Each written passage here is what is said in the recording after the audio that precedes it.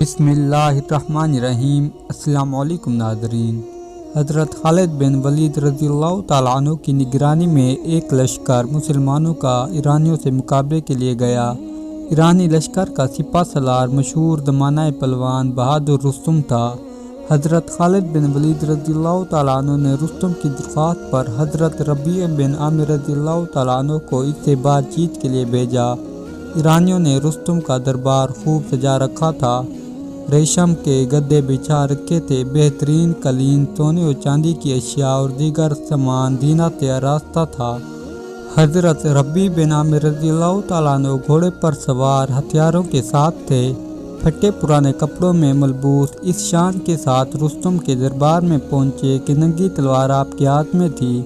دربار میں رستم کا فرش بچھا ہوا تھا، آپ گھوڑے کو اسی پر چلاتے ہوئے اندر جانے لگے۔ رستم پہلوان ان کے آدمیوں نے آپ کا گھوڑا روکنے کی کوشش کی اور ان سے کہا کہ کم سے کم تلوار تو مجھے لے جانے دو۔ حضرت ربیع بن عامر رضی اللہ تعالیٰ عنہ نے فرمایا کہ میں تمہاری دعوت پر آیا ہوں، میری مرضی اور خواہش سے نہیں، اگر تم اس طرح آنے نہ دو گے تو میں واپس لوٹ جاؤں گا۔ جب رستم نے یہ دیکھا تو اپنے لوگوں سے کہا کہ ان کو اس حالت میں آنے دو۔ چنانچہ آپ اسی شان کے ساتھ رستم کے پاس پہنچے اور فرش جگہ جگہ سے تلوار کی نوک میں آ کر پھٹ گیا۔ رستم نے پوچھا کہ آپ لوگ کیا چاہتے ہیں؟ حضرت ربیع بن عامر رضی اللہ تعالیٰ عنہ نے ایسا جواب دیا جو ہمیشہ کے لیے لاجواب رہے گا۔ آپ رضی اللہ تعالیٰ عنہ نے کہا کہ اللہ تعالیٰ نے ہمیں اس لیے مبعوث کیا ہے کہ ہم اللہ کے بندوں میں سے اللہ تعالیٰ جن کو چاہے ان کو بندوں کی غلامی سے نکال کر اللہ تعالیٰ کی بندگی کی طرف لائیں اور دنیا کی تنگیوں سے نکال کر اس کی وسعتوں میں لے جائیں اور دنیا کے مختلف مذاہب کے ظلم اور جبر سے اسلام کے عدل و انصاف کی طرف لائیں۔ دوستو، وہ صحابہ کرام رضی اللہ تعالیٰ عنہ بھی تھے جو اسلام کی خاطر اپنی جان کی پرواہ نہ کرتے تھے اور بڑے سے بڑے آدمی کے سامنے پیش ہو جایا کرتے تھے۔ حضرت عقبہ بن ابی نافع رضی اللہ تعالیٰ عنہ نے افریقہ کے ایک جنگل میں شہر بسانا چاہا تاکہ وہاں مسلمانوں کا لشکر قیام کر سکے۔ چنانچہ اس کے لیے جس جگہ کا انتخاب کیا گیا وہاں ہزاروں قسم کے جانور اور خونخوار درندے بسے ہوئے تھے۔ حضرت عقبہ بن نافع رضی اللہ تعالیٰ عنہ نے اللہ تعالیٰ سے دعا کی، پھر جنگل میں کھڑے ہو کر درندوں سے خطاب فرمایا کہ اے جنگل کے سانپوں اور درندوں، ہم حضور پاک صلی اللہ علیہ وسلم کے صحابہ ہیں اور یہاں رہنا چاہتے ہیں، لہٰذا تم یہاں سے کسی اور جنگل میں چلے جاؤ، اس کے بعد جو بھی ہم کو یہاں ملے گا ہم اس کو قتل کر دیں گے۔ یہ سن کر جنگل کے جانور اور درندے اپنے بچوں کو لے کر جنگل سے نکلنے لگے اور دوسری جگہ منتقل ہو گئے۔ مسلمانوں کی اس ایمانی قوت کے حیرت انگیز کرشمے نے لوگوں کو متحیر کر دیا اور بربر قوم کے بہت سے قبائل نے اس دین ایمان کو قبول کر لیا۔ دوستو، ایسے بھی لوگ تھے جو ایمان کی طاقت سے جانوروں پر بھی حکومت کیا کرتے تھے۔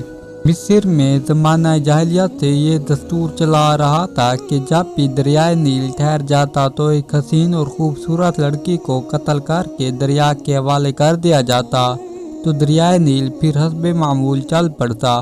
حضرت عمر رضی اللہ تعالیٰ عنہ کے دور خلافت میں جب مصر فتح ہوا اور حضرت عمر بن العاص وہاں کے گورنر مقرر ہوئے تو اس وقت بھی حسب معمول دریائے نیل کی روانی ختم ہو گئی اور دریائے نیل ٹھہر گیا۔ اس موقع پر حضرت عمر بن العاص رضی اللہ تعالیٰ عنہ سے لوگوں نے اس کا ذکر کر کے اس کے مطابق عمل کرنے کی اجازت چاہی تاکہ ایک لڑکی کو دریا کے حوالے کیا جائے۔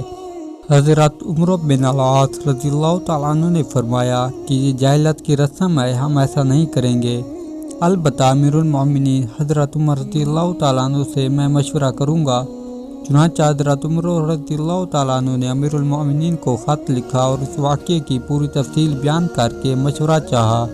امیر المومنین حضرت عمر رضی اللہ تعالیٰ عنہ نے اس کے جواب میں دریائے نیل کے نام ایک چٹھی روانہ فرمائی اور حضرت عمر رضی اللہ تعالیٰ عنہ کو لکھا کہ وہ چٹھی دریائے نیل میں ڈال دیں۔ اس چٹھی کا مضمون یہ تھا کہ یہ اللہ کے بندے عمر کی طرف سے دریائے نیل کے نام، اما بعد، اگر تو اے دریائے نیل اپنی طرف سے جاری ہوتا تھا تو مت جاری ہو، اور اگر اللہ تعالیٰ واحد قہار نے تجھ کو جاری کیا تو ہم اسی سے سوال کرتے ہیں اور وہ تجھ کو جاری کر دے۔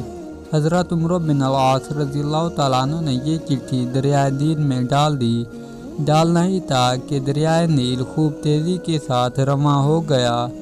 دوستو، 1400 سال گزرنے کے بعد بھی دریائے نیل آج تک رواں دواں ہے اور کبھی نہیں رکا۔ حضرت سعد بن عقبہ رضی اللہ تعالیٰ عنہ شہر بحر سیر کے نیچے اترے اور چند دنوں وہیں ٹھہرے رہے کیونکہ دشمن کے مقابلے کے لیے دریا پار کرنا تھا۔ حضرت سعد نے اللہ تعالیٰ کا ورد کرتے ہوئے اپنے گھوڑے کو سمندر میں ڈال دیا اور لشکر کو بھی حکم دیا کہ وہ بھی اس میں بے خطر کود جائے۔ چنانچہ سارا لشکر اپنے گھوڑوں کو لے کر دریا میں کود پڑا۔ جب دوسری طرف ساحل پر اترے تو گھوڑوں کے کھور بھی بھیگے نہیں تھے اور یہ منظر دیکھ کفار کا لشکر حیرت میں پڑ گیا اور کہنے لگا کہ دیو آ گئے ہیں، اور یہ کہہ کر بھاگ گئے۔ حضرت سفینہ رضی اللہ تعالیٰ عنہ جو نبی کریم صلی اللہ علیہ وسلم کے خادم تھے، وہ ایک دفعہ روم کے علاقے میں لشکر سے بھٹک گئے اور ایک جنگل میں لشکر کی تلاش میں تھے کہ سامنے سے ایک شیر آ گیا۔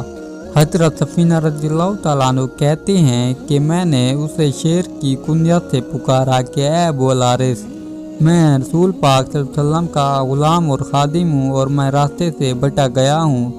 یہ سن کر شیر دم ہلاتا ہوا آگے چلتا رہا اور میں اس کے پیچھے پیچھے چلتا رہا یہاں تک کہ لشکر سے مجھ کو اس شیر نے ملا دیا۔ دوستو، ایمان کی طاقت سے انسان بڑے سے بڑے جانور کو بھی اپنا گرویدہ کر سکتا ہے۔ ایک دفعہ حضرت عبداللہ بن عمر رضی اللہ تعالیٰ عنہ باہر نکلے تو دیکھا کہ ایک جگہ لوگوں کی بھیڑ لگی ہے۔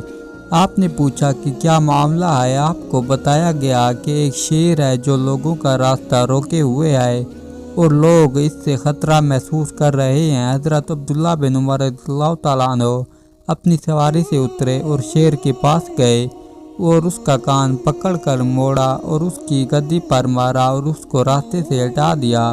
پھر فرمایا کہ سرکار دو عالم صلی اللہ علیہ وسلم نے تیرے بارے میں سچ فرمایا تھا کہ ابن آدم پر یہ جب ہی مسلط کیا جاتا ہے جب ابن آدم اس سے ڈرتا ہے، اور جب ابن آدم صرف اللہ تعالیٰ سے ڈرے تو اللہ تعالیٰ اس کو مسلط نہیں کرتا۔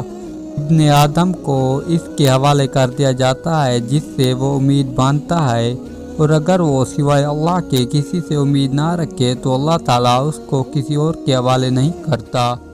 دوستو، ہم امید کرتے ہیں کہ آپ کو یہ واقعات پسند آئے ہوں گے۔